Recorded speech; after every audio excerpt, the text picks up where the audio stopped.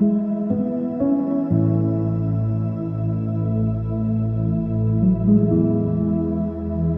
ಕ್ರಿಸ್ತನಲ್ಲಿ ಪ್ರೀತಿಯುಳ್ಳ ದೇವಜನರೇ, ನಿಮ್ಮೆಲ್ಲರನ್ನ ಈ ಪರಿಶುದ್ಧ ಬೆಳಗಿನ ಜಾವದಲ್ಲಿ ತುಂಬು ಹೃದಯದಿಂದ ವಂದಿಸುವನಾಗಿದ್ದೇನೆ. ಕರ್ತನ ಈ ಕೃಪೆ ದಿವಸವನ್ನ ಆತನ ಮಹಿಮೆಗಾಗಿ ಕಳೆಯುವುದಕ್ಕಾಗಿ ನಾವು ಕ್ರಿಸ್ತನಂತೆ ನಡೆಯುವಂಥ ಜೀವಿತವನ್ನ ನಾವು ಅನುಕರಣೆ ಮಾಡಬೇಕು, ಅಥವಾ ಯೇಸುವಿನಂತೆ ಮಾದರಿಯ ಜೀವಿತವನ್ನ ಈ ಭೂಮಿಯ ಮೇಲೆ ನಾವು ಸಾಗಿಸ್ಬೇಕನ್ನುವಂಥದ್ದು ದೇವರ ನಿಜವಾದ ಒಂದು ಆಲೋಚನೆ ಪ್ರೇರಣೆ. ನಾವು ಯೇಸುವಿನಂತೆ ಈ ಭೂಮಿಯ ಮೇಲೆ ನಡೆದಾಡಬೇಕನ್ನುವಂಥದ್ದು ಆ ದೇವರ ಚಿತ್ತವಾಗಿದೆ. ಅದಕ್ಕಾಗಿಯೇ ದೇವರು ನಮ್ಮನ್ನ ಆಯ್ಕೆ ಸಹ ಮಾಡಿಕೊಂಡಿದ್ದಾರೆ.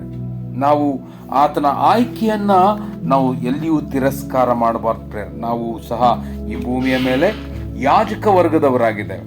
ಅದಕ್ಕಾಗಿ ನಾವು ಕ್ರಿಸ್ತನಂತೆ ನಡೆಯುವುದಕ್ಕಾಗಿ ನಮ್ಮನ್ನ ಸಂಪೂರ್ಣವಾಗಿ ಒಪ್ಪಿಸಿಕೊಡುವ ಮಕ್ಕಳಾಗಿ ಕ್ರಿಸ್ತನನ್ನ ನಾವು ನೋಡ್ತಾ ಇದ್ದೇವೆ.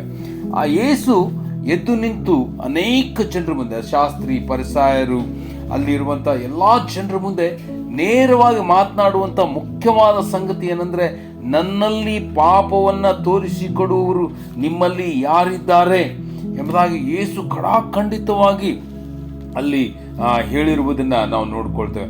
ಯೋಹಾನ್ ಬರೆಸುವಾರ್ತೆ 8ನೇ ಅಧ್ಯಾಯದ 46ನೇ ವಚನದಲ್ಲಿ, ನನ್ನಲ್ಲಿ ಪಾಪವನ್ನ ತೋರಿಸಿಕೊಡುವವರು ನಿಮ್ಮೊಳಗೆ ಯಾರಿದ್ದಾರೆ? ನಾನು ಸತ್ಯವನ್ನ ಹೇಳುವವನಾಗಿರುವಲ್ಲಿ ನೀವು ನನ್ನ ಮಾತನ್ನ ನಂಬದೇ ಇರುವುದು ಯಾಕೆ? ಯೇಸು ನೇರವಾಗಿ ಅಲ್ಲಿ ಕರೆ ಕೊಡುವುದು, ನನ್ನಲ್ಲಿ ಪಾಪವನ್ನ ತೋರಿಸಿಕೊಡುವರು ನಿಮ್ಮಲ್ಲಿ ಯಾರು? ಪ್ರೇರೆ, ಪಾಪಕ್ಕೆ ಸಂಬಂಧಪಟ್ಟ ಸಂಗತಿಗಳು ಯೇಸುವಿನಲ್ಲಿ ಸ್ವಲ್ಪನೂ ಇರಲಿಲ್ಲ. ಯೇಸು ಪಾಪದ ಸಂಗತಿಗಳಿಗೆ ಬಹಳಷ್ಟು ದೂರ ಓಡಿ ಹೋಗುವಂಥವರಾಗಿದ್ರು ಎಂಬುದಾಗಿ ನಾವು ನೋಡ್ಕೋತೇವೆ. ಇಬ್ರಿಯರು ಬರೆದ ಪತ್ರಿಕೆ 7ನೇ ಅಧ್ಯಾಯದ 25, 26ನೇ ವಚನದಲ್ಲಿ ನಾವು ನೋಡುವಾಗ, ಇಂಥವನ್ನೇ ನಮಗೆ ಬೇಕಾದ ಮಹಾಯಾಜಕನು, ಈತನು ಪರಿಶುದ್ಧನು, ನಿರ್ದೋಷಿಯು, ನಿಷ್ಕಳಂಕನು, ಪಾಪಿಗಳಲ್ಲಿ ಸೇರದೆ ಪ್ರತ್ಯೇಕವಾಗಿರುವ ಆತನು. ಪ್ರಿಯರು ನೋಡ್ರಿ, ಆತನು ತನ್ನನ್ನು ಪ್ರತ್ಯೇಕಪಡಿಸಿಕೊಳ್ಳುವುದಕ್ಕೆ ಯಾವಾಗಲೂ ಇಷ್ಟವುಳ್ಳವರು ಎಂಬುದಾಗಿ ನಾವು ನೋಡ್ಕೋತೇವೆ. ಪ್ರಿಯನಂದ ಜನರೇ, ನಮಗೂ ಸಹ ಇದೇ ಕರೆ ನಮಗಿರುವುದನ್ನು ನಾವು ನೋಡ್ಕೋತೇವೆ. ನಾವು ಪ್ರತ್ಯೇಕಿಸಲ್ಪಟ್ಟಿರುವಂಥ ಜನರು, ಈ ಭೂಮಿಯ ಮೇಲೆಯೇ ನಾವು ಪ್ರತ್ಯೇಕಿಸಲ್ಪಟ್ಟಿರುವಂಥ ಜನರು ಎಂಬುದಾಗಿ ನಾವು ನೋಡ್ಕೊಳ್ತೇವೆ.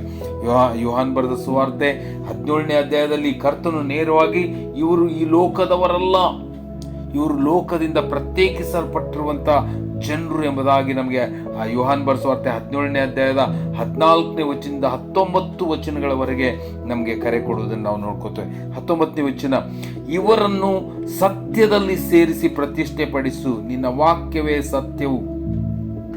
ಇವರು ನಿಜವಾಗಿ ಪ್ರತಿಷ್ಠಿಸಲ್ಪಟ್ಟವರಾಗಿರಬೇಕೆಂದು ಇವರಿಗೋಸ್ಕರ ನಾನು ನನ್ನನ್ನು ಪ್ರತಿಷ್ಠೆ ಪಡಿಸಿಕೊಳ್ತೇನೆ. ಯೇಸು ನೇರವಾಗಿ ನಮಗೆ ಕರೆ ಕೊಡಲ್ಪಟ್ಟಿರುವಂಥದ್ದು ಏನಂದ್ರೆ, ನಾವು ಪ್ರತ್ಯೇಕಿಸಲ್ಪಟ್ಟಿರುವಂಥ ಪವಿತ್ರವಾದಂಥ ಜನರು. ಅದಕ್ಕಾಗಿ ಯೇಸುವನ್ನು ಲಕ್ಷ್ಯ ಕೊಟ್ಟು ನೋಡ್ಬೇಕು ನನ್ನ ಪ್ರೇರೆ.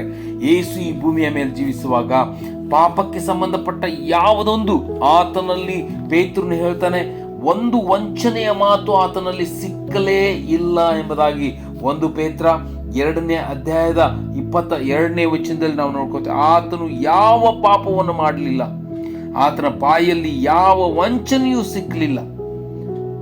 ಎಂಥ ಬ್ಯೂಟಿಫುಲ್ ಆದಂಥ ಲೈಫ್. ಶಿಷ್ಯರು ಆತನ ವಿಷಯದಲ್ಲಿ ಬಹಳಷ್ಟು ಸಾಕ್ಷೀಕರಿಸುವುದು, ಆತನ ಬಾಯಲ್ಲಿ ಒಂದು ಸಣ್ಣ ಪಾಪ ಸಿಕ್ಕಲಿಲ್ಲ ಎಂಬುದಾಗಿ ಅಲ್ಲಿ ಹೇಳುವುದನ್ನು ನಾವು ನೋಡ್ಕೋತೇವೆ. ಹೇಗೆ ಸಾಧ್ಯ ನನ್ನ ಪ್ರಿಯರೇ? ಹೇಗಂದ್ರೆ, ಈ ಸೈತಾನಿಗೆ ಸಂಬಂಧಪಟ್ಟ ಒಂದು ಸಣ್ಣ ಸಂಗತಿಗಳಿಗೆ ಯೇಸು ಒಳಗಾಗ್ತಿರ್ಲಿಲ್ಲ. ನೀವು ಒಂದು ವೇಳೆ ಯೋಹಾನ್ ಬರೆದ ಸುವಾರ್ತೆ 14ನೇ ಅಧ್ಯಾಯದ 30ನೇ ವಚನದಲ್ಲಿ ನಾವು ನೋಡುವಾಗ, ಇನ್ನು ನಾನು ನಿಮ್ಮ ಸಂಗಡ ಬಹಳ ಮಾತನಾಡುವುದಿಲ್ಲ, ಯಾಕಂದ್ರೆ ಯೆಹೋಲೋಕಾಧಿಪತಿಯು ಬರುತ್ತಾನೆ, ಅವನಿಗೆ ಸಂಬಂಧಪಟ್ಟದ್ದು ಯಾವುದೊಂದು ನನ್ನಲ್ಲಿಲ್ಲ. ಪ್ರೇಯರ್, ಚಾಲೆಂಜಿಂಗ್ ವರ್ಡ್, ಯೇಸುವಿನ ವರ್ಡ್ ನೋಡ್ರಿ ನನ್ನ ಪ್ರೇಯರ್. ಸೈತಾನಿಗೆ ಸಂಬಂಧಪಟ್ಟದ್ದು ಒಂದು ನನ್ನಲ್ಲಿಲ್ಲ. ಪ್ರೇಯರ್, ಯೇಸು ಅಂತ ಒಂದು ನಿಷ್ಕಳಂಕವಾದಂಥ, ಪರಿಶುದ್ಧವಾದಂಥ ಒಂದು ಸಾಕ್ಷಿಯ ಜೀವಿತವನ್ನು ಸಾಗಿಸುವವರಾಗಿದ್ದರು. ಆತನ ವಿಷಯದಲ್ಲಿ ಎಲ್ಲರೂ, ಪ್ರತಿಯೊಬ್ಬರು ನೋಡುವಾಗ ಆ ಯೇಸುವಿನ ವಿಷಯದಲ್ಲಿ ಈತನು ಪರಿಶುದ್ಧನು, ನಿಷ್ಕಳಂಕನು ಎಂಬುದಾಗಿ ಆತನ ವಿಷಯದಲ್ಲಿ ಸಾಕ್ಷೀಕರಿಸುವುದನ್ನು ನಾವು ನೋಡ್ಕೋತೇವೆ. ಸೊ ನನ್ನ ಪ್ರಿಯ ದೇವಜನರೇ, ಈ ದಿವಸ ಒಂದು ಚಾಲೆಂಜ್ ನಮಗಿದೆ. ಅದು ಏನಂದ್ರೆ, ನಾವು ಸಹ ಈ ಭೂಮಿಯ ಮೇಲೆ ದೇವರಿಂದ ಕರೆಯಲ್ಪಟ್ಟಿರುವಂಥ ಜನರಾಗಿದ್ದೇವೆ. ಶುದ್ಧತ್ವದಲ್ಲಿ ನಡೆಯುವುದಕ್ಕಾಗಿ ಕರೆಯಲ್ಪಟ್ಟವರು ಎಂಬುದಾಗಿ 1 ಥೆಸಲೋನಿಕ 4:7ನೇ ವಚನದಲ್ಲಿ ನಾವು ನೋಡಿಕೊಳ್ತೇವೆ. ನಾವು ಆ ಪ್ರತ್ಯೇಕಿಸಲ್ಪಟ್ಟಿರುವಂಥ ನಿತ್ಯ ಪ್ರಭಾವದಲ್ಲಿ ಜೀವಿಸಬೇಕಾಗಿರುವಂಥ ಪ್ರಭಾವವನ್ನು, ಅತ್ಯಧಿಕ ಪ್ರಭಾವವನ್ನು ಯೇಸುವಿನಂತೆ ಈ ಭೂಮಿಯ ಮೇಲೆ ತೋರಿಸುವುದಕ್ಕಾಗಿ ಕರೆಯಲ್ಪಟ್ಟಿರುವಂಥ ಜನರಾಗಿದ್ದೇವೆ. ಅದಕ್ಕಾಗಿ ನಮ್ಮ ಆಯ್ಕೆಯನ್ನು ನಾವು ರದ್ದುಗೊಳಿಸದೆ ನಮ್ಮ ಆಯ್ಕೆಯನ್ನು ಸಿದ್ಧಗೊಳಿಸುವುದಕ್ಕಾಗಿ ಕರ್ತನ ಮುಂದೆ ಯೋಗ್ಯರಾಗಿ ನಡೆಯುವುದಕ್ಕೆ ನಮ್ಮನ್ನು ಸಮರ್ಪಣೆ ಮಾಡೋಣ. ಆ ರೀತಿಯಲ್ಲಾಗುವಂತೆ ಕರ್ತನು ನಿಮ್ಮನ್ನು ಆಶೀರ್ವದಿಸಲಿ. Thank you.